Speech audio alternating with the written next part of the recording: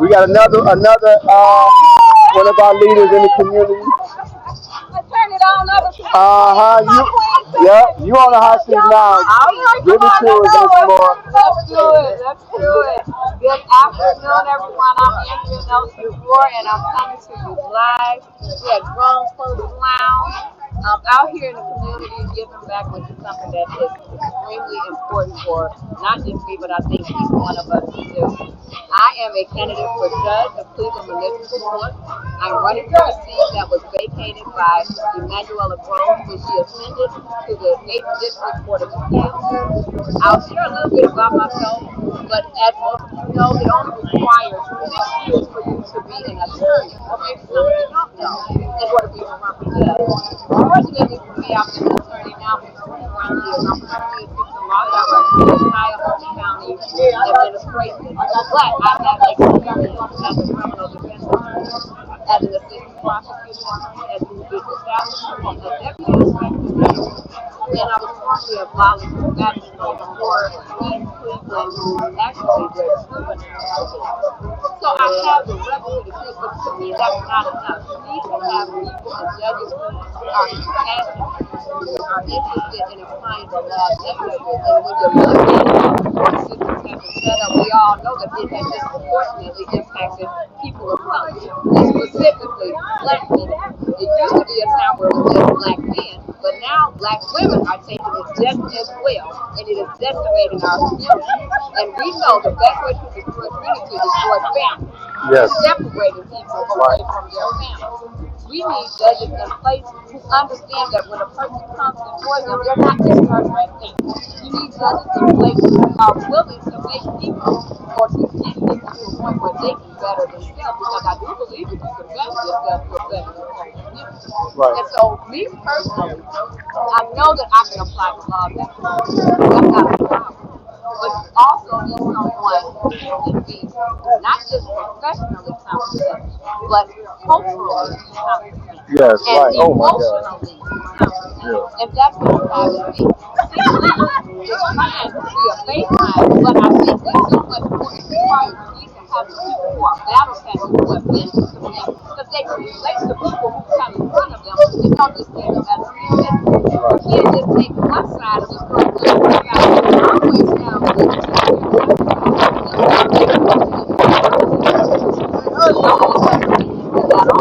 and I don't have a problem with someone suffering the consequence because of a poor action. However, I don't believe that people will be penalized indefinitely once they have served their time or have paid their price for whatever debt that they owe to society.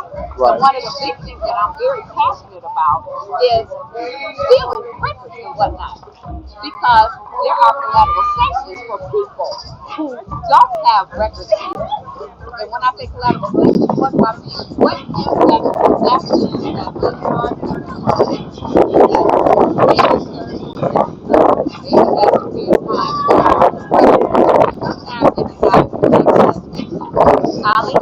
Right. Yeah. So you're educating them. Right. Your ability to find jobs is certainly impacted. Even something as simple as you becoming a victim of a crime later. If you have a criminal record, that is impacted. So there are so many things that impact you just from having a state.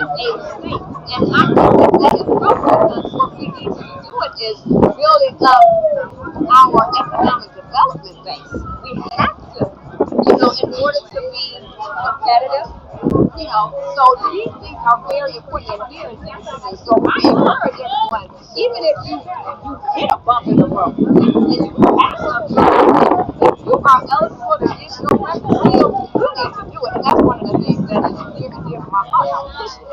I'm a member of the Black Women's Political Action Committee, and we just sponsored a week-long healing process because it's so important in our community. Because again, as I said, the Black and brown community have been disproportionately impacted by the criminal justice system. And that's how policies that may look neutral on their face, but the application because of who we have in positions to apply those laws, it just didn't work out the way that they say this going to work out. So out there before you as that individual who's guaranteed to promise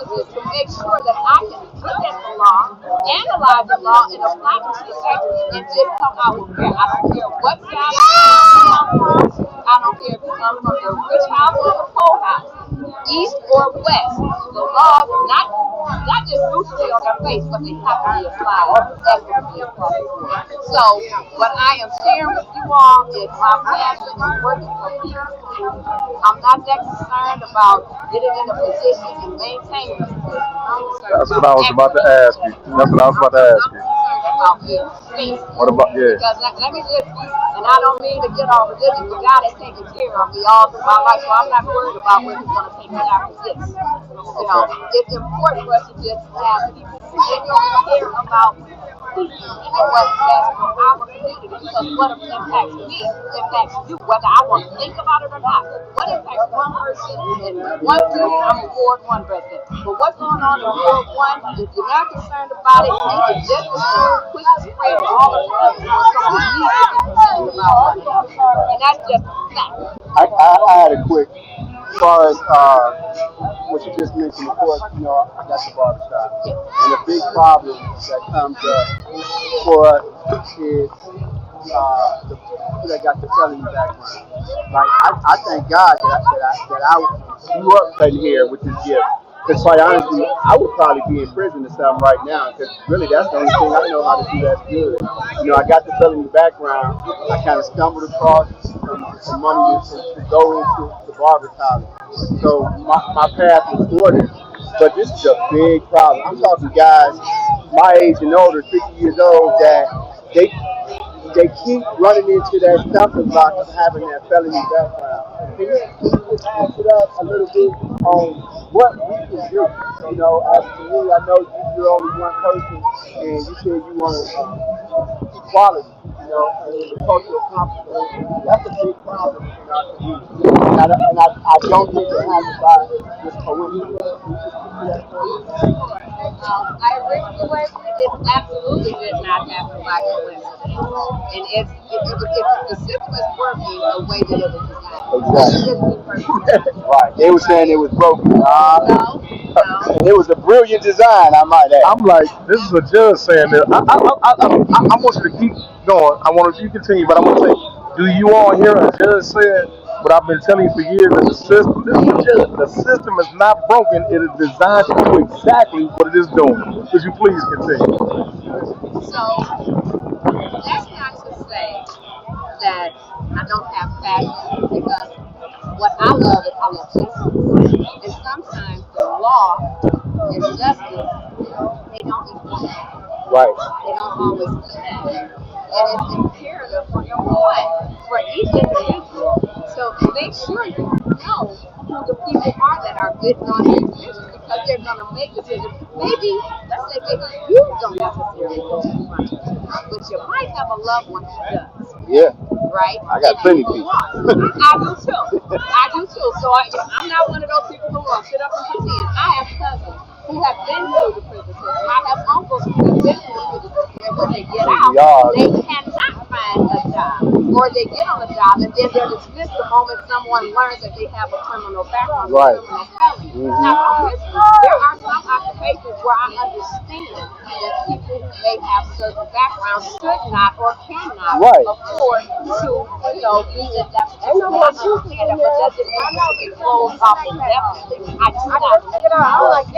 Because the goal should be to reduce recidivism. It should be. Yes. That's what I'm interested in. So men who are 50 and some odd years old can't find a house, or they can't care for themselves. What do you think is going to happen? Who are they going to resort to if they can't care for themselves? Right. Now that's what I've been saying. At the end of the day, we are animals. And if I've been doing this one thing since I was 12 years old, and I was somewhat successful at it, and then I tried after I done my prison time, to get a job, to be gainfully employed, to be a productive citizen in these United States. If the law or if the world continues to hold that roadblock to me, I'm going to do what I know how to do best. It's been so many times, weekly I'm talking about, that I'm trying to talk grown men that's telling me, look, bro, I'm about to just break the hoodie out go grab my thing out the closet and do what I do. You know, and I'm saying, look, man, we 50 now. We not 25 no more. You know what I'm saying? But that's not feeding their kids. My words of encouragement is not feeding their children. You know, this is a grown man, 4 kids, a bunch of child support. He can't survive off 12, 50 hours. So yeah, so and another thing that not just the judges that you need to be familiar with, but understand who are your council people, get to know them. Yes. Who are you elected as mayor? yeah, Get to know them. right, And hold everyone accountable. If they say that they're going to do X, Y, and Z, and then you can't act that, then go see them. right. Call them. Write them. Whatever you need to do to make sure that your voice is heard, because if you're not engaging people, you are essentially invisible. If you are not willing to go out and say, what do you stand for before I give you my vote? And then when I give you my vote, you're not going to answer to me. You got to hold people accountable. Because if you're not voting, I'm telling you, you don't have a voice. You know, The reason that so many This is a judge talking. so many politicians don't even think about our neighborhoods because they look at the rate at which we vote. And so the money is not coming to our neighborhood, that's coming to the different organizations from the top down, Right. because they feel like if you don't care, why should I care? Right. So we all have a job to do. We It all can't have a just job be to do. on the elected officials. That's one kid. That's Right. one little piece in it. But we as a community, because it's ours. If you're waiting for someone to come and save you, they ain't coming. Right. You want to be saved, you better get out there and be that change. I want That's why I'm out here doing what I'm doing. I want to just quick. Now, when I meet with entrepreneurs and they ask me, you know, little things that they can do, I say exactly what you said. Go meet with your counselor. You know, the little community meetings that don't nobody show up to. Say it again. It's just Say it again. Right. Yeah, that's it. It's a stale tray of cookies, some yesterday's coffee, but guess what? They ain't show up to stuff like this. But guess what? I get to have a conversation with a judge. You know what I'm saying? I get to meet this brother. I get to have a conversation with South. So you got to show up to those little meetings, because when the money come in, you want your face to come into that person's life. Absolutely. So it goes back to this. Now, if someone comes up to you and you ain't never seen them before, and you have access to this big pool of money, who you gonna give it to? You're gonna touch the people who have been working with. Right. Those people that, you know what, I know such and such came to my little boring meeting every month on Tuesday at 7 o'clock, even throughout the winter, so I'm about to give them a call. Right. This is something I want to ask you about, if at all possible. The situation of judicial corruption. I heard everything it is you said that you're into, like you. Oh, and one The other mercy. thing, I'm sorry. Go ahead. The cash bail system sucks, but go ahead. Okay, thank you. The mercy rule of justice, the part of mercy that deals with justice is gone. Compassion is gone in most people. So what I'm saying is this: this is how you speak, and you're right. How do you feel about becoming the oddball in the? Because I know it works in the court system. They will look at you differently. You will be. Oh man, look at her. I've been the oddball, you know, and people who know me. I've been out in the community. I ran several years ago, and I didn't succeed. You know, I didn't get where I was trying to get, but I never disappeared. Right. So I am that same person that I have been. What you see is what you get. I can't worry about what anyone else is doing. That's not what I'm put in a position to do. I have to do what I have to follow the law, apply it fairly, and at the end of the day, I have to remember who I am and where I come from. I remember who I am and where I come from. My parents taught me well, and they instill certain values in me that doesn't matter where I go. It doesn't matter what position that I'm in. My values, my core values are my core values. So I'm not worried about being an eyeball. I've done that before, and it didn't kill me, so I don't suspect it's going to kill me now. Integrity.